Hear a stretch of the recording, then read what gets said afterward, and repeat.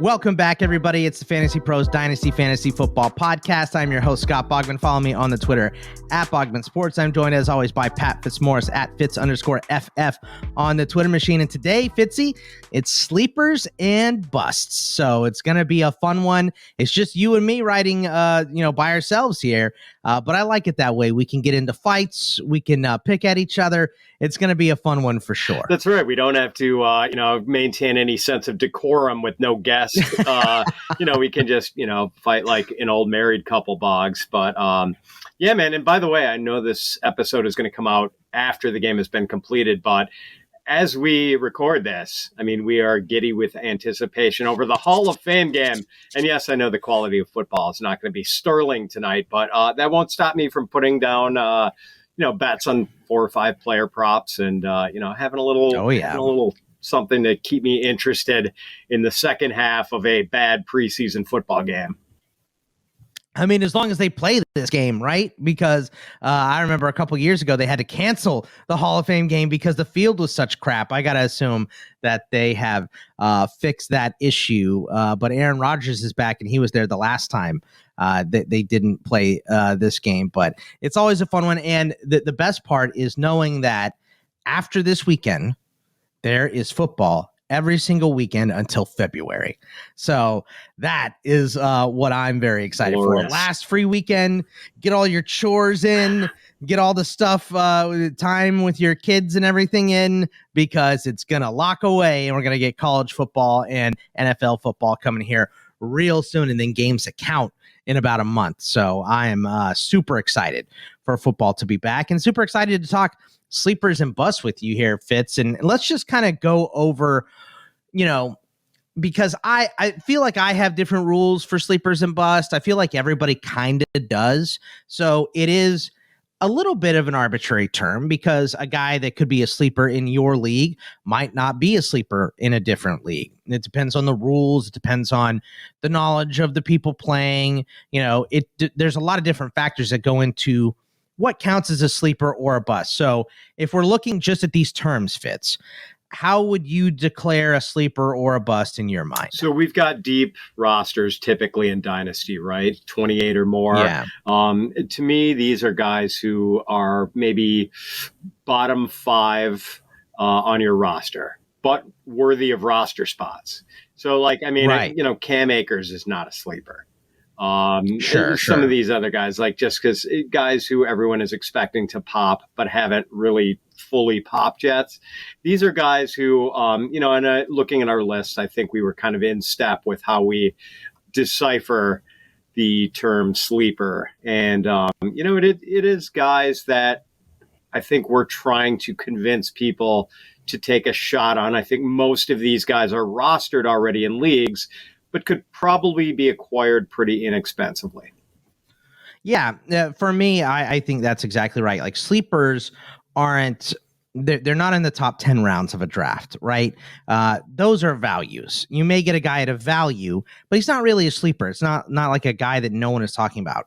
These are guys that just aren't getting a ton of buzz right now, or the buzz they're getting is kind of few and far. It's a little in between, stuff like that. And then busts, on the other hand, Fitz. Busts for me, busts can come from any spot. They're the complete opposite of a sleeper. You can have a first round bust, in my opinion, because if you draft a guy in the first round and he plays like a 4th rounder, that's a bust. You paid a premium for that player, and he did not live up to that expectation.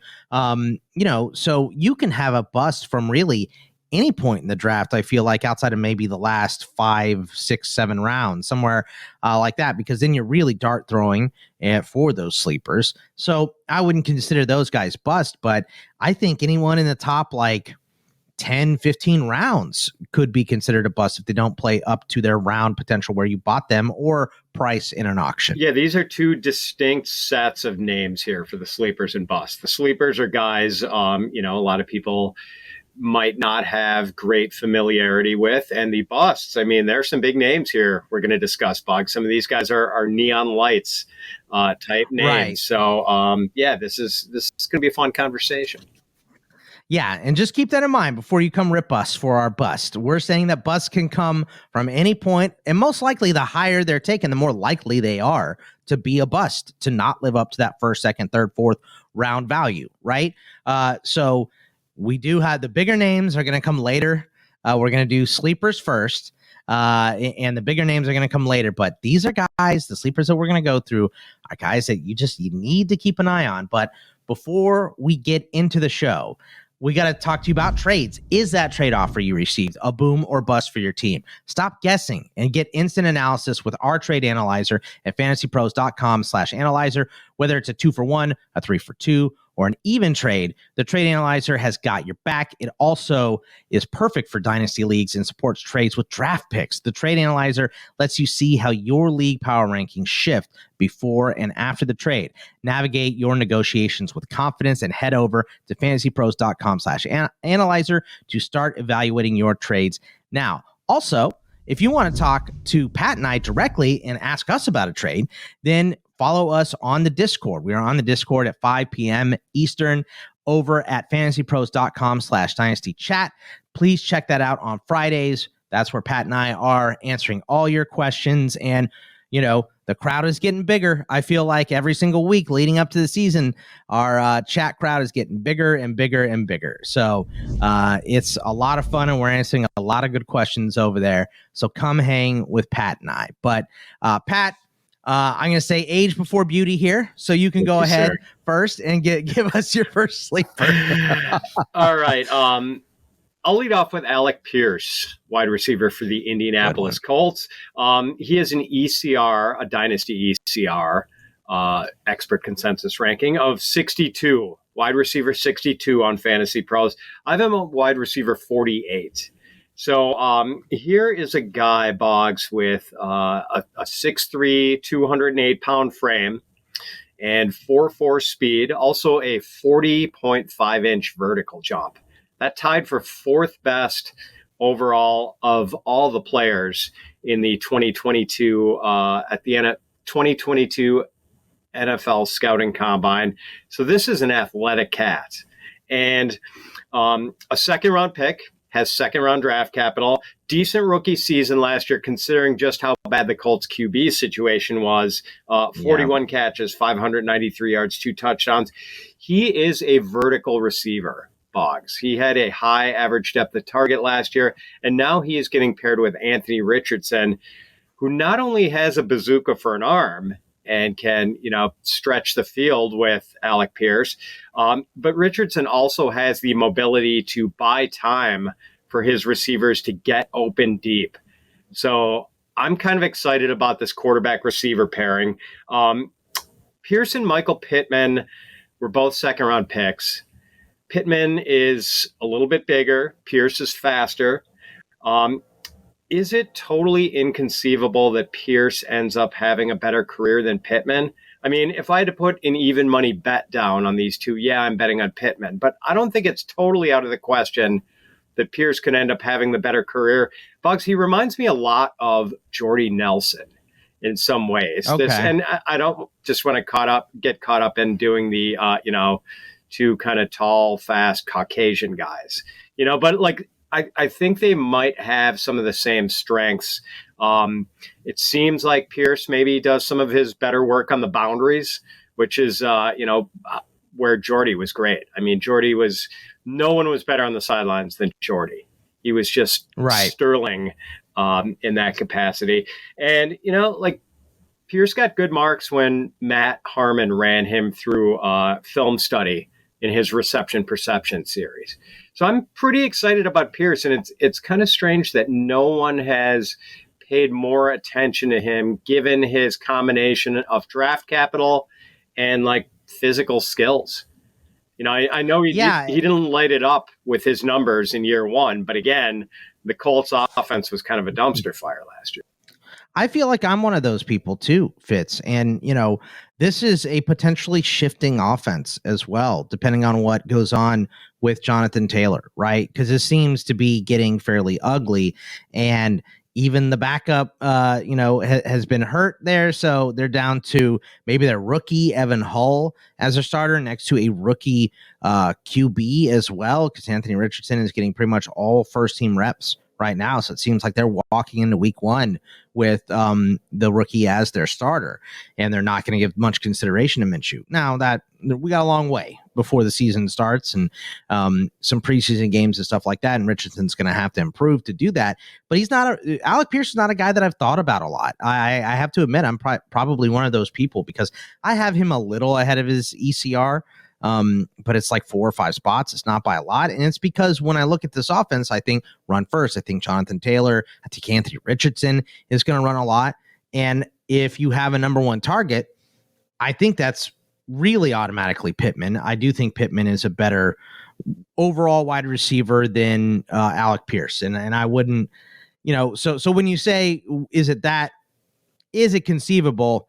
I mean, Pierce would have to do a lot real fast for me to see him go ahead of Pittman, but that's what makes him a sleeper, is no one is talking about him. So I think this actually might be the best sleeper that we have on this list, because I'm not even thinking too much or too hard about Alec Pierce, and there's a lot of skill in there for this guy. Yeah. And granted, Pittman versus Pierce is apples to oranges.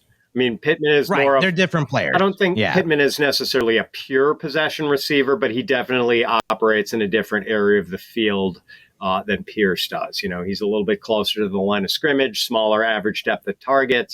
But they're a pretty good complementary pair. Yeah, I think they work well, and you have the roles for this team defined. It's Josh Downs is the slot guy, Pierce and Pittman are the outside guys. Jelani Woods is your new starting tight end here. Maybe Mo Alley Cox gets more playing time for blocking, but I mean, we know this offense outside of the running back now because of the questions with Jonathan Taylor. So Pierce is going to be on the field a ton and hasn't gotten a lot of consideration. So I think that's a very, very good one.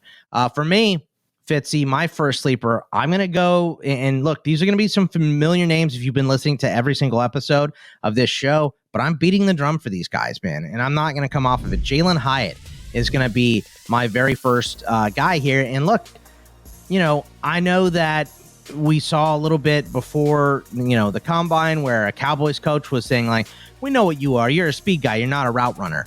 Well, his routes have been pretty good in camp right now. He started as a third-team guy coming out of, mini camp and all that stuff, but he has quickly moved up to the second team, and this giant squad for Jalin Hyatt is a team that is looking for an alpha. They're looking for a number one, and they've tried to go get it, whether it's drafting Jalin Hyatt this year, signing Paris Campbell, going and trading for Darren Waller. They are trying to find someone to take the load off of Saquon a little bit because he led this team in targets again last year. And with Hyatt, you have a guy coming off a huge year in Tennessee where he had 67 catches for 1,267 yards and 15 touchdowns.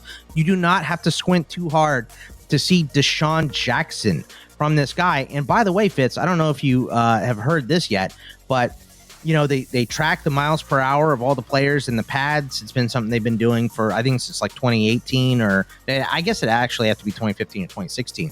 Jalin Hyatt has recorded the fastest time in pads of anyone.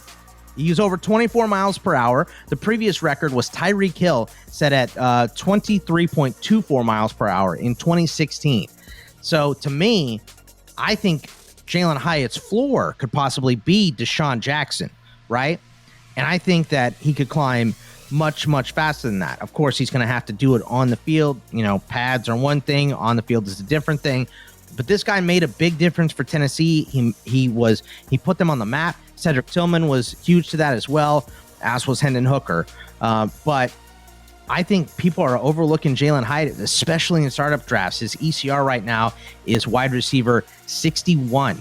I have him at 43. I think if you can scoop this guy as the first dude on your bench and then take a higher floor guy, like go get Chark or Thielen or whatever behind him, this is a risk worth investing in, and I'm all in on Jalin Hyatt. I am starting to wish that I had gotten him in more than one of my rookie drafts in dynasty leagues this year.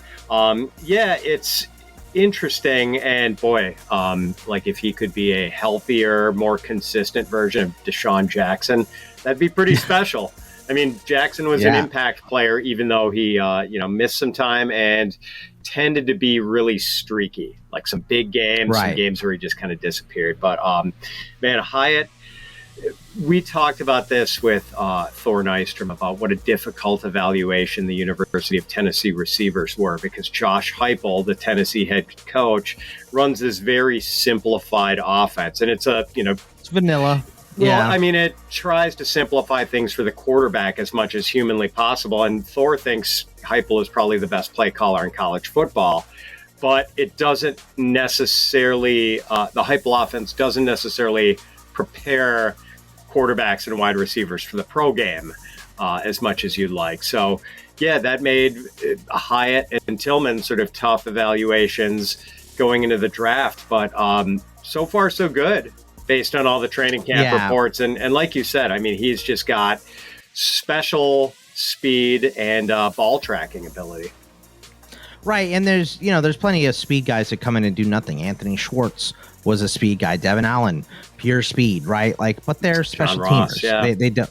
Yeah, John Ross. Yeah, there's plenty of guys. Darius Hayward-Bay was a great special teamer, right? Not a very good wide receiver. So there's plenty of these guys that come in with all this speed and do nothing with it. But he has an extra level of speed. You know, that Tyreek, that sheet of speed is you don't have to be a great route runner because you're dusting everybody and you're snapping off routes real fast. And that's kind of what Marquise Brown does as a smaller guy too. So I love Jalin Hyatt. I'm all in. I'm pushing the chips in towards him. And who's your second sleeper? By the way, here? Bugs, and just because he didn't run a full route tree at Tennessee doesn't mean he can't. I mean, no guy comes in as a completed wide receiver into the NFL. They're all balls of clay. They have different skills. Some guys are already really good at route running. Some guys aren't. Some guys have breakaway speed. Some guys don't. You know, everyone, the best coaching in football is also at the NFL level. So you expect these coaches to be able to unlock certain things in a player. And that is something, when you have that much speed, they don't have to be crisp. They just have to be quick. And then you're dusting people. So, yeah, I'm all in on Jalin Hyatt. Yeah. So my second guy, Boggs, is Khalil Shakir, who I've touted before. He has an ECR of wide receiver 82, and I have him at wide receiver 66. Now, Shakir only had 10 regular season catches as a rookie, but he did play a little more in the playoffs for Buffalo. He had 30 snaps in the Bills' playoff win over the Dolphins and had 3 catches for 51 yards on 5 targets. And then he had 2 catches for 40 yards the following week in the playoff loss to the Bengals. This guy's just a baller, Boggs, and he was big time at Boise State. Very productive during his college career there, including a 77-catch, 1,100-yard senior year in 2021. Ultra competitive, fast, tough, very dangerous after the catch, which is probably his best quality. And Shakir is not exclusively a slot receiver. So according to PFF, of Shakir's 304 regular season snaps in 2022, he was lined up in the slot for 160 of them and outside for 144 of them. So it was almost a 50-50 split inside-outside. And I like that versatility because it gives Shakir a couple of possible paths to fantasy relevance. He could flat out win the slot receiver job in Buffalo's training camp, beat out Trent Sherfeld, who's just kind of a journeyman, and Deontay Hardy, who's extremely small, to become Buffalo's primary slot guy, or he could possibly be used outside if anything were to happen to Steph Diggs or Gabe Davis. So about the slot thing, Boggs, and I know you and I have discussed this, you and some other people have suggested that Dalton Kincaid might wind up being the primary slot guy for Buffalo, which, I suppose that's possible. And Kincaid is undoubtedly going to get some snaps out of the slot, but I don't think we're going to see a tight end lined up in the slot when it's 3rd and 10 and Bills, are going to 3 receivers, or 3rd and 12. I mean, that's just not generally how NFL teams operate. Or maybe Kincaid does line up in the slot on 3rd and 10, but it's like he's a 4th receiver, basically, and he's on the slot on one side, Shakir's in the slot on the other side. So, I mean, I don't think Kincaid is going to make it so the Bills don't have a slot receiver. I think they are going to have a slot receiver that they play quite a bit, and I think Shakir is the favorite to be that guy. Look, I can get behind Shakir having a role, so I'll push back a little bit on him overall, just because I do have so much faith in Kincaid, and I'm high ranker on Kincaid for redraft, and I think I might be high ranker on Kincaid for dynasty as well. At least I'm very high up there, so I have a lot of faith in him earning that slot role. But I tell you who I don't have a ton of faith in is Gabe Davis, and we talked about him a little bit. It could be a post-hype sleeper, but he doesn't have the range that Shakir has. He has a better overall skill. I'd say his speed, getting open deep, and his ability to kind of change the game that way and take the top off the defense is better than anything Shakir has in the bag, right? But that's it. Everything else I think Shakir is better at. So I would not be surprised to see him earn a role over Gabe Davis, but somebody is. I don't think it's going to be chopped up into this three-man grossness of sometimes it's Kincaid, sometimes it's Knox, sometimes it's Shakir, sometimes it's somebody else. They brought in plenty of guys here, so I think that someone is going to end up with this role. And I always loved watching Shakir at Boise State, and like you said, he was a guy that you knew where they were going with the football. They would design, like end arounds and stuff with him too. He ran the ball plenty of times, and they still couldn't stop it. So he was a dominant college player. Obviously, NFL is tougher. His rookie year, he didn't really see much, but there is absolutely a chance. And like you said, I like the fact that you brought it up. He can be outside. He can be inside. We can run some trick plays with him. There's an opportunity for Shakir to have a very consistent role, and his ECR, you're getting him for free. You're throwing a dart on him in the very last round or last 2 or 3 rounds and seeing where he ends up. So I like this call out by you here. I think Shakir's a good one. Thanks for mentioning the rushing thing. He did have a couple of seasons at Boise State where he was over 100 rushing yards. I think one of those years he ran for like 3 touchdowns. So you might get a little bonus out of him on some reverses.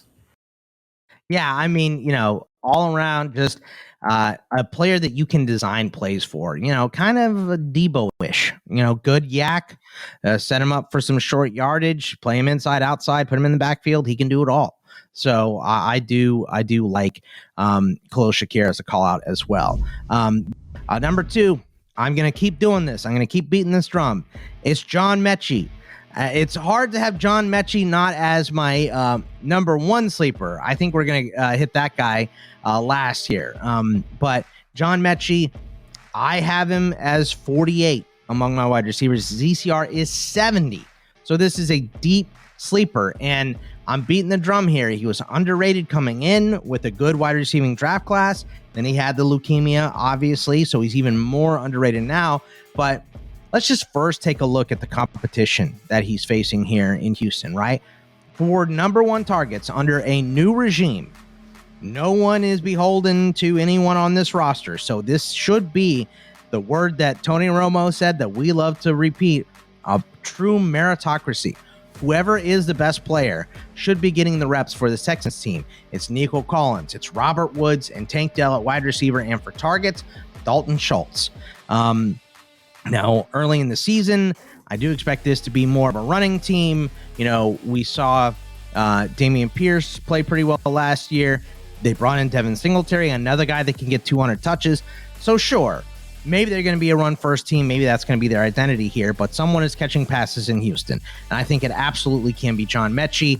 I've beaten his college stats into the ground on this show, so I'm not going to go too further deep in, but just remember, his final year at Alabama, he had 97 touches, 1,150 yards, and 8 scores. 96 catches for 1,142 yards. So this is a guy that has been a number 1. That was with Jamison Williams on that same team, who I do think is a better wide receiver than Metchie. But he did that work with Metchie, with Bryce Young. And now he gets C.J. Stroud in this offense. And look, I think it's not just this season. It's also the fact that if he starts slow, he is going to be a freebie. If he has soft tissue issues, he might go to the wire. Maybe someone doesn't want to put him on the IL, and you can still pick him up and grab and stash. So it's not just for this year. And remember, I watched James Conner come from Pitt to the Steelers. He had his leukemia stuff at Pitt. Then with Pittsburgh, he had some soft tissue issues, right? But the further he moved away from his leukemia treatment, the healthier he seemed to get. And he played running back, which is brutal. You're getting hit on every single play. That's not the same position that Metchie plays. It's completely different. It's still football. He's still going to have bumps and bruises, and we've already seen him, in minicamp pull up with a hamstring. So I understand people are worried about, potential injury issues and that type of stuff. I'm just not. That stuff's going to happen to everybody, and maybe it happens to him more this year, which will make him even cheaper. So this is not just a this year sleeper. To me, he could break out this year, but I think it's more realistic to expect his breakout next year and invest in him, get him as a throw in a trade, pick him up off the wire late and grab and stash. Whatever you have to do, I'm rostering John Metchie on my team in a deeper league, no matter what. If nobody else wants him, I will 100% be the guy. I've been snapping him up at the end of redrafts for this year, just in case he becomes number one right now. So I'm all about John Metchie. I know I beat this one into the ground a little bit on this show, but everybody needs to know. Sleeper and bust, he's one of my number one sleepers. I'm not necessarily down on Metchie, Boggs, and he does have a lot of opportunity with a sparse wide receiver depth chart in Houston, but I guess my concern about him is that he's only 189 pounds and not especially fast. And look, this would be a great story. I mean, if he comes back from the torn ACL and leukemia, great story. I think everyone is cheering for the guy. But I do worry that a guy who's not fast to begin with, who tore his ACL a couple of years ago, he's a smaller guy. I don't know if he's got any real special traits based on, what I saw at Alabama. Jordan Addison is small and not especially fast, but he's a great route runner. I don't know if Metchie is a great route runner, and there's some other guys who Khalil Shakir isn't especially big, but really good after the catch, and he's faster than Metchie. So, I'm not totally opposed to this. I do think Metchie is good. What are we basing Metchie's speed on, though? That's my question, because the skill for him to me is speed, and he's pretty crisp in his routes as well. But it is speed, and yes, he's coming off the torn ACL. I understand that, but we're not counting his combine. Did he even? I can't even remember if he participated in the combine. I've seen, and I know, I don't know. Was from a pro day or so. Well, wouldn't have even been that, but someone had him at a 4.6. I don't know. That might have been an old high school time or something like that. He plays faster than that. Right. Like that. That's it, because he returned kicks and punts too at Alabama before he became the big time wide receiver after the other guys left. Remember, this guy was overshadowed by Devontae Smith, who won the Heisman, and Jamison Williams. Right. So there are a lot of good wide receivers at Alabama that maybe he looks slow playing next to them, but next to those SEC corners, he's dusting everybody. So I think speed is his skill, and I think 4.6 is probably something he did right after treatment or, coming off that ACL. I don't think that's a true speed for him. So I think his number one skill is probably speed, but after that, it's a fair question. Not just leukemia, torn ACL too. Right. That's a lot of stuff to go through. So I understand why his ECR is this low and why people are kind of down on him. But I'm just saying, with the opportunity and with the skill set that I know, and I thought he was underrated coming in, I think that he's still sleeping. And even Fitz is sleeping on him right now on this show. So go get him late is what I would say for my guy, John Metchie. Who's your second sleeper? Boggs, this is a deep one. It is Deneric Prince, running back, Kansas City Chiefs. The ECR on him is running back 138.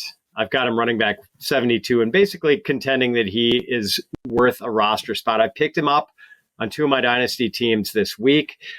Training camp reports have thus far been glowing, and he could rocket up the Chiefs running back depth chart in a hurry.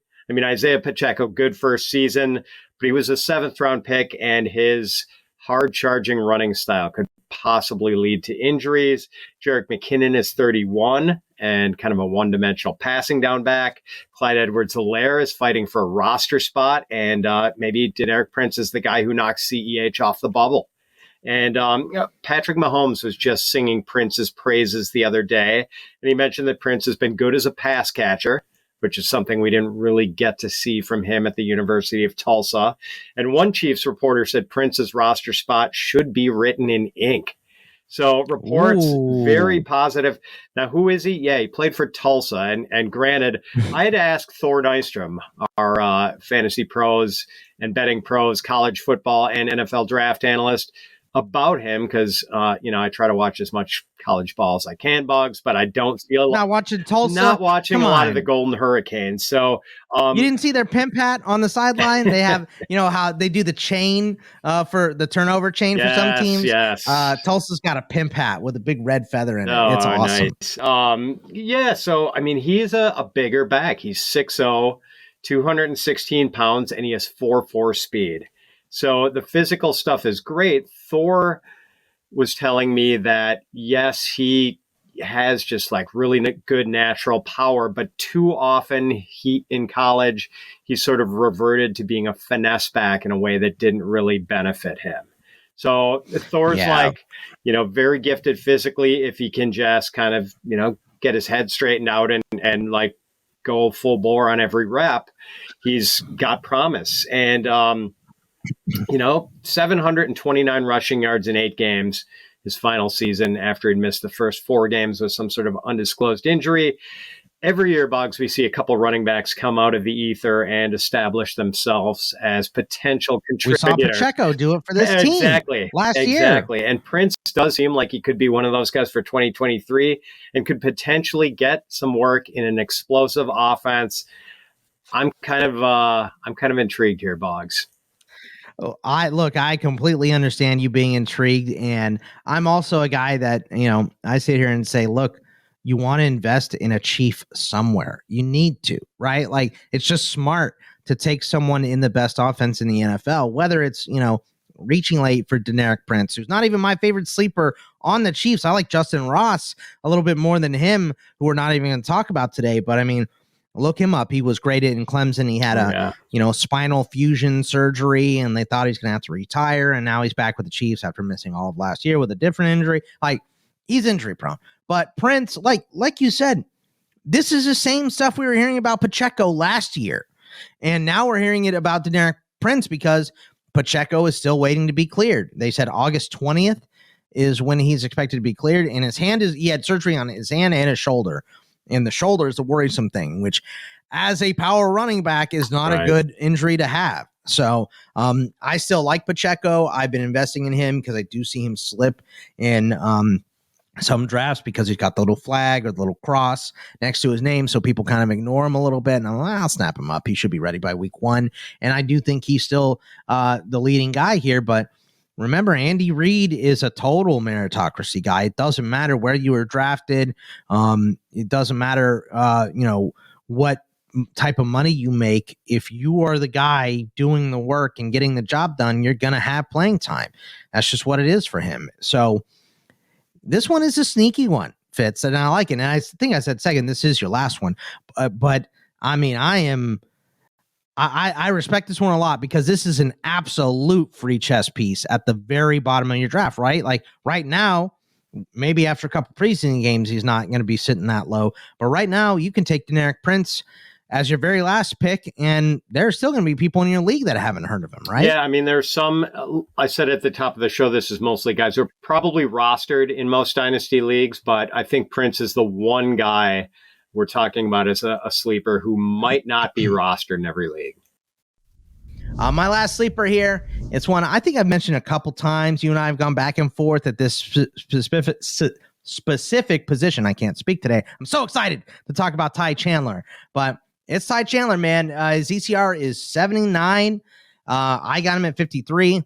He hasn't gotten a shot yet, really at all, because Dalvin Cook was a workhorse. And Alexander Madison behind him at Boise State was also a workhorse. So we have these two workhorses, and Ty Chandler, as a rookie, only had 6 carries.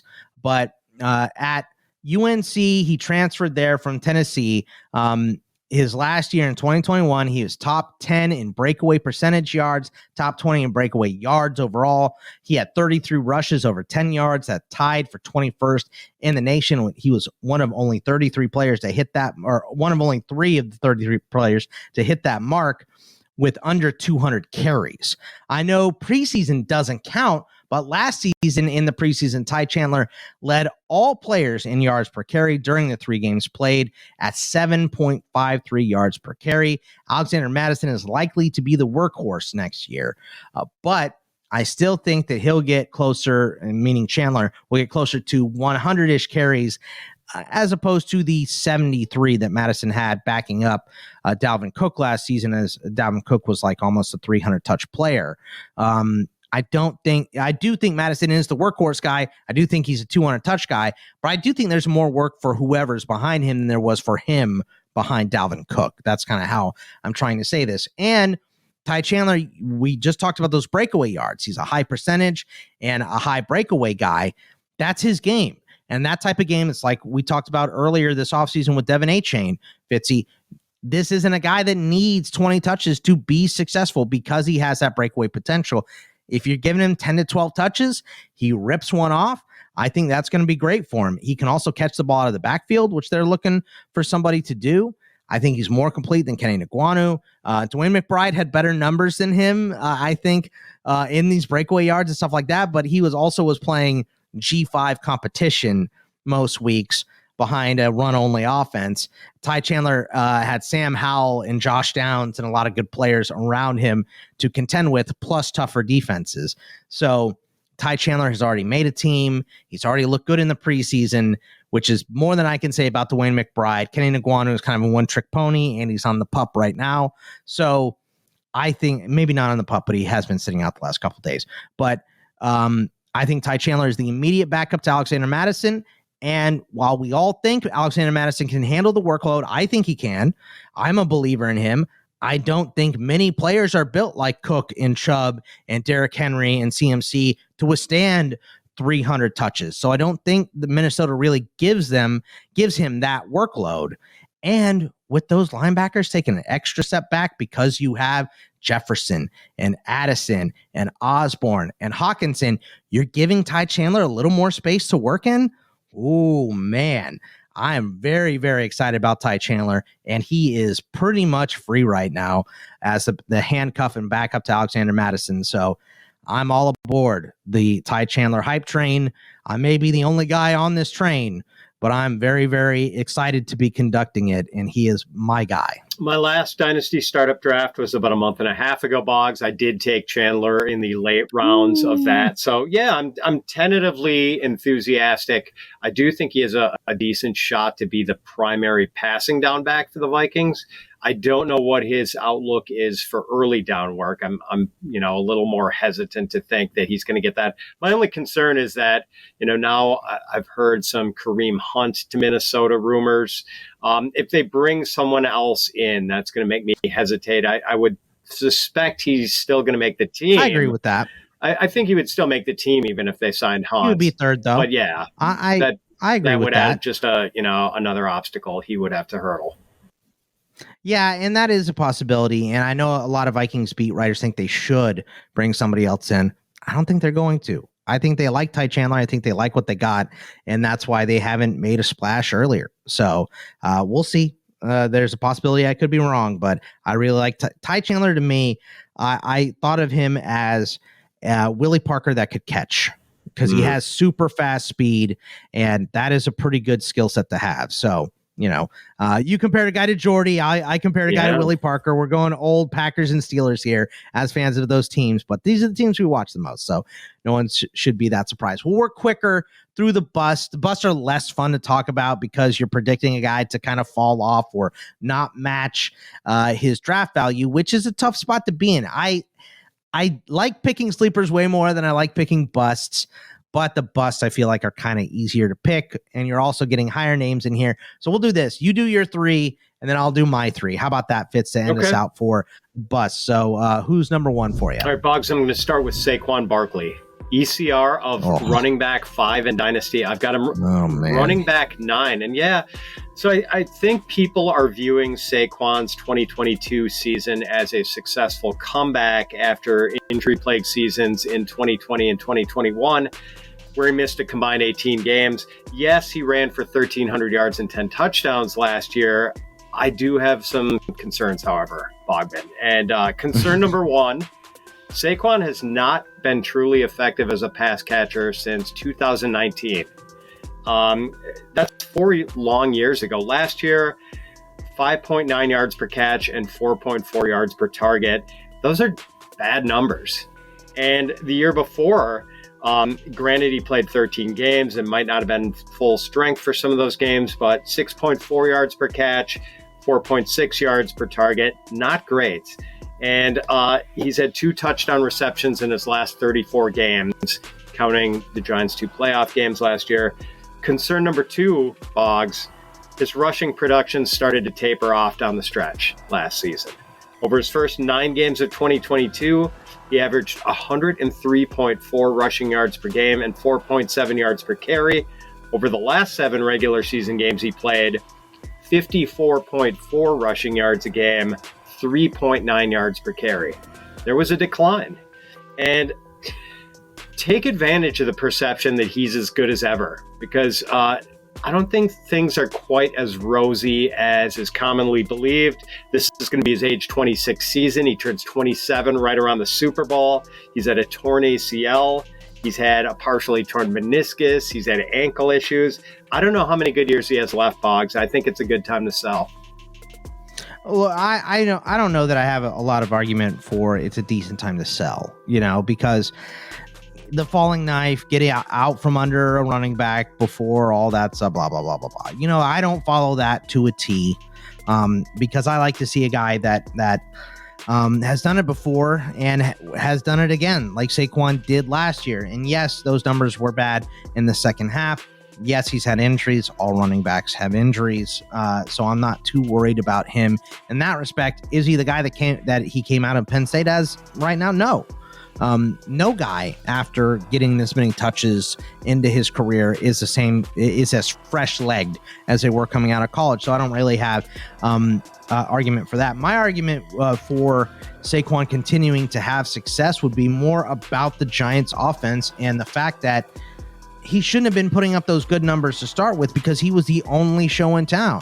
Still led this team in targets last year because their wide receiver core is disgusting. Daniel Jones had to start running the ball because he had so many guys drafting him. Daniel Jones had the highest adjusted completion percentage in the NFL last season because he had so many drops from his wide receivers last year. And they're not giving him a lot of room to work with over the middle with any of those guys that were on the team last year. So by adding Paris Campbell, by adding Darren Waller, by adding Jalin Hyatt, you have 3 guys that could potentially get, or at least 2 of those guys are going to be high A-dot guys. Hyatt and Waller should be high A-dot guys that are kind of going to push that front 9 back just a couple steps or 2. And I think that's what Saquon is going to need to have a really big explosive year this year. So yes, I am completely a Saquon apologist. I don't like that you have him at the top of the bus, but we're picking players that would bust. So if he's a 4th rounder and you're taking him in the 2nd, he's a bust. So you're not getting back what you wanted for him. Maybe 6th or 7th round, more of a bust, if he gives you back those numbers. But I mean, he's still gonna have a lot of touches, and the floor is still very high as long as he's healthy for Saquon. So I'm still in on Saquon, but I understand the perception of him potentially being a bust. Who's number 2 for you? DeAndre Swift, ECR running back 19. I've got him at running back 26. I think he's kind of a honey trap for a lot of dynasty managers, Boggs, because he has the sort of profile that we're conditioned to love. Early 2nd round draft capital, good numbers for a big-time college program, the Georgia Bulldogs, and best of all, pass catching ability, which we look for since dynasty leagues are generally PPR leagues. But after 3 years of DeAndre Swift, the Detroit Lions drafted Jahmyr Gibbs much earlier than anyone expected Gibbs to be drafted, 12th overall, and practically gave Swift away to the Eagles, a 7th-round pick in this year's draft and a 4th-round pick in 2025.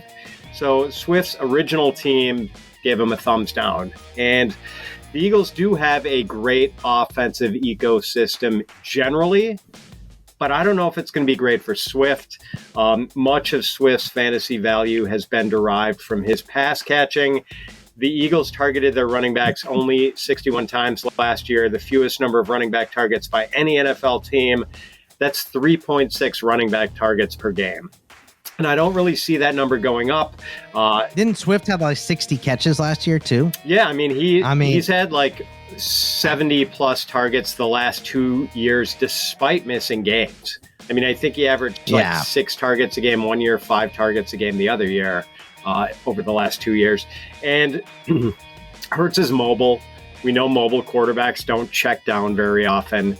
And we also know it's easy for running backs to pile up targets when they're behind and their teams are playing catch up. And we saw Swift have some of those big games where the Lions were in a big early hole and Swift would get like 12 or 13 targets and, have these big receiving days. That's not going to be the case for the Eagles, Boggs. They're probably the best team in the NFC.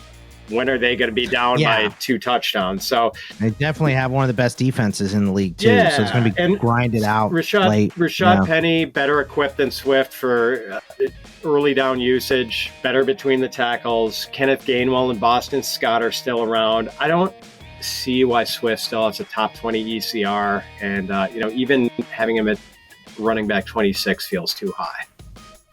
I'm completely with you in terms of Swift, and Welsh and I have argued a little bit back and forth talking about Swift because Welsh says, well, I don't think they bring in Swift knowing his skill set to not throw to him. Maybe they brought him in to fix this part of the offense, which is a good thought. And, you would think there's at least going to be more passes to running backs when you bring in a guy like Swift who has so much of his production off of that. So that I think that does, that is a solid argument and it stands, but this team just made the Super Bowl. Right. And as the old cliche goes, if it ain't broke, don't fix it. Exactly. So I don't know how many more.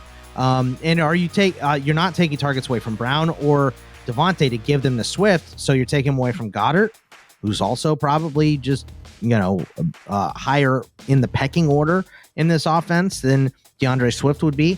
I don't really believe Rashod Penny will stay much healthier than 3 weeks like he never does. But if he does, he was their first crack. He was their first look, and he got first team go as well on when training camp opened up. So, yeah, I'm with you on this one. Maybe I fight you on Saquon, but not with Swift. I completely understand where this is coming from, and I completely agree with you as well. You'll probably fight me on the last one, Boggs. It's George Pickens. So Pickens' ECR is wide receiver 37 in Dynasty. I actually also have him at wide receiver 37. So matching rankings with ECR, but I'm conflicted here, Boggs, admittedly, because I do think there's a chance Pickens does turn out to be a star. He's 6'3", he's fast, and he's freaking incredible at making contested catches. He already has the best catch in camp. Oh, yeah, that catch over Joey Porter was just insane the other day. So he's incredible at high pointing the ball. Like, that is his superpower. But we've discussed my concern about Pickens before, Boggs. His inability to draw targets is the primary one. Just a 15.3% target share last year, and he had 14 fewer targets than Pat Freiermuth. He didn't have more than 8 targets in a game all season and didn't have more than 6 targets in any game from week 6 on. So that's a big concern. He was also near the bottom of the wide receiver rankings in separation, according to Next Gen Stats, and he only averaged 2.0 yards after the catch. So basically kind of a Mike Evans in that regard. The highlight reel catches get people excited, Boggs. That one over, Joey Porter, I could feel his ECR going up just after that. But man, there's some underlying issues here that make me wonder about his NFL future. Yeah, I think my worry about Pickens is more about the state of the Steelers' offense and, just the questionable nature of Kenny Pickett more than it is Matt Canada. It's kind of a horizontal passing attack. Matt Canada is gone after this year. So, I don't know why. This is something that makes me mad here about the Steelers. He's not lasting after this year. The offense would have to take a big, huge step, and they're not building to do that. They're building to run the ball more, which is also not good for Pickens, right? So I'm more worried about the state of the Steelers offense than I am the skill set, because the skill set, like we said, all these guys they're not all, finished products coming out of college. So his route running isn't that crisp. He, was coming off the ACL injury. There's a lot of little, he was immature and probably maybe still is. So there's a lot of little underlying things with Pickens, but he doesn't separate in man-on-man coverage, but he doesn't have to, because he goes up and he rips the ball away, and he's so fast that if you leave him a little uncovered in zone, he will blow right past you and get open deep. So I think he's only going to get better in terms of what he can do on the field. Are the Steelers going to pay him off and send the ball his way, or are we going to keep getting these stupid 10-yard ends to Deontay that he drops 100 times a game? So, that is my concern for Pickens. So I understand. Look, I have him at 30. I have him as a clear wide receiver 3. I think his skill set could get him up, anywhere, really, if he can make it happen, because he has the size and speed to do it. So, but he's going to have to work at it. And there are things that he is not good at that he needs to greatly improve to become an upper echelon wide receiver. I don't know if he gets to that. So I'm going to have him as wide receiver 3, but I don't think he can drop much farther than that, even in a run-first offense. So still going to be a red zone target because of that contested catch skill. And I think that's where he's probably going to make his living, a lot like Mike Evans has. Mike Evans can do it all, and he's one of the greatest. So I don't want to call him Mike Evans, but I do think he has that type of upside. So I'm still in on Pickens. So was that it? Was that all 3? Yes, sir. All right. Well, now I got to do my part. I don't like listing off bust here, but the first one, I'm going to make a lot of people mad. I'm going to say Rhamondre Stevenson, because his ECR right now is 10 among running backs. I have him at 16, and this has nothing to do with talent. Even I have to praise the Sooner here for what he did for New England last year. He was outstanding. He had 279 touches as a true workhorse. But to me, it does not seem like the Patriots want him in that workhorse role. They are not letting him practice right now to kind of ease his workload, and he's mad about it. Beat writer asked him the other day, why are you not practicing? He said, I don't know. You have to go ask Bill Belichick that. So he didn't like that. They've been whining and dining Fournette and Ezekiel Elliott. They brought in James Robinson because he had a pretty good pass as a guy that, could be a 200 carry guy. Didn't like what they saw early in camp, cut him, and they brought in these other guys, which seems like they're going to sign one of them. So to me, it's not really about Rhamondre Stevenson and his skill set and what he can do. It's about the fact that he's on this team until, I believe, 2025, and they don't seem to want to give him the same type of numbers that they did last season already. They may have to, because Pierre Strong is, as of right now, a nobody in the NFL, and they don't have, Ty Montgomery is the other guy that's been, buzzy in camp and all that stuff. But how many times have we seen that story not amount to anything for Ty Montgomery? It's like 2 good games a year, and then he is back to being a special teamer. So I just think that the Patriots don't want to give him that many touches again, is what it looks like to me. So I think if you trade him right now or early in the season, or even if they don't bring in someone at the end of the year, I think next season they will absolutely make it a priority to draft another running back that can take touches away from Stevenson. So for me, it's not necessarily about Stevenson and his skill set, because I've always said this, and I stay true in this position as well. You are a guy that can have all those carries. It's hard to take you off the field when you're the best player, right? That's why CMC, every single coach that has had him, we're going to ratchet back his carries, and they never can because he's the best player on the field. Maybe Stevenson is that guy, but it looks to me like the Patriots are actively working to not give him that many carries. So that is why I would say right now it's a possibility Rhamondre Stevenson can be a bust. What do you think? Agree. I believe in the talent, but I do think they seem disinclined to let him be a workhorse. And really the only running back during the Belichick era we've seen be a workhorse was Corey Dillon. And, I was starting to become optimistic last year that maybe they saw Stevenson as like a potential Corey Dillon, but, their actions sort of suggest not. Right. Yeah. So that's why I'm worried about him. It has nothing to do with the skill. Calvin Ridley is my second guy here. Fitz, ECR 34. I'm not that much lower. I got him at 44. So, we're just off. He's like a low end wide receiver 3. I have him more as a low end wide receiver 4. Overall, I just have a hard time trusting a guy that just missed a year and a half. And I'm not even that much lower than consensus, but a hot start is going to vault his value as well. A couple big plays. He's already had a really good catch in camp. Is going to vault his value. Is he the best wide receiver on the Jags? Maybe, but Kirk is pretty good. Ingram had a healthy season. ETN is going to get more use in the passing game this year. And we have seen what Russ can do to players. We saw Watson. We saw Josh Gordon come off looking rusty and not be able to put it back together. I don't think Calvin Ridley is going to have that much rust, but I don't think he's going to be the same dude that went 90, 1,374, and 9 touchdowns and was wide receiver 4 when he had a healthy Matt Ryan in 2020 and a pass-first offense, and his competition for touches was, an injured Julio, Russell Gage, Hayden Hurst, and the ghost of Todd Gurley. I think Kirk, Zay, Ingram, Etienne are all better in skill than the teammates he had in 2020 in his gigantic year.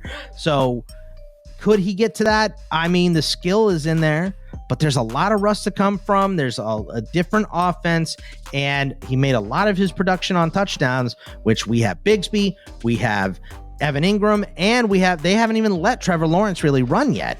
So for me, I think Calvin Ridley's getting all this hype. I know in redraft, he's valued much higher as like a high-end wide receiver 2. I'm just not there. I can't do it. So I am selling Calvin Ridley if I have the chance right now. Yeah, I'll just sort of agree with you on that, Boggs. I mean, you stated it pretty well. And he's going to turn 29 in December. So he's basically past prime already. Yeah, I mean, that's exactly what it is. So, you're taking a gamble on him. And even though he likes gambling, you probably shouldn't that high. Rashod Bateman. Zing-zong. Rashod Bateman is my last one. Fitz, not a surprise. His ECR is 39. I am at 55. I've beaten this horse to death, but just in case you haven't heard my points, he's hurt right now. He hasn't been healthy. Yes, Todd Monken is going to make this higher pace and more passing. It's still a run-first offense, and the pecking order of the Ravens offense is Mark Andrews, J.K. Dobbins, Lamar himself, and then whoever the wide receiver 1 is. Is that Bateman? Probably not. Right now, it's probably Zay Flowers, who's in camp and working on this new offense and understanding it. Odell is getting better by the day. Everyone's saying his route running and he looks faster every single day. He's not going to be ignored very long. Bateman is sitting on the sideline on the pup still, watching these guys pass him on the depth chart. So I'm just not investing. I'm not a Bateman guy until he gets out of Baltimore. So I don't think you have there's probably not much more to say about Bateman here, right? Yeah, I mean, I loved him as a prospect, Boggs. I really thought he had no particular weakness in his game. Versatility inside or outside, good hands, good route running, tough after the catch, fast, good size. But yeah, I mean, the injuries have been a problem, and I worry that they're snowballing to the point where they could potentially derail his career, but I haven't entirely given up on him, Boggs, because I really did like him as a college player, and I'm still optimistic that if he can finally get his body healthy, he can be the guy the Ravens wanted him to be when they drafted him in the first round. Look, I'll say that that's a possibility too. But I think that it's more getting out of Baltimore and going somewhere else and resetting your career there. So, if you buy him at the end of this season, I think you're going to be in a good spot because I don't think he's going to perform well this year. But that is it for us. Remember, you can follow us on the Twitter at Bogman Sports, at Fitz_FF, and we will be back with you guys next week. Take it easy, everybody.